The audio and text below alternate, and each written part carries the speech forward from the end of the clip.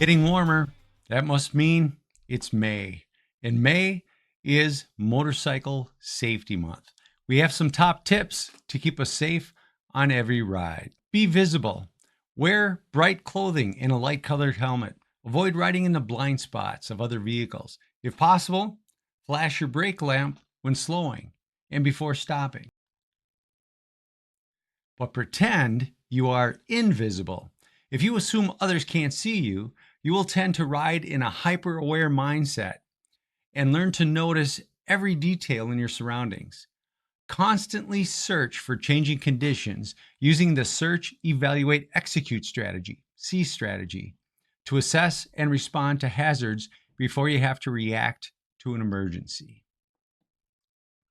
Gear up for every ride. Wear proper protective gear from head to toe. Full face helmets provide the best protection. Jackets, pants, gloves, and boots, specially designed for riding, will have generally abrasion-resistant material and extra armor for better protection. Follow the rules of the road. Riding respectfully and legally creates a safer environment for everyone. Unexpected maneuvers could startle or confuse others and cause a crash.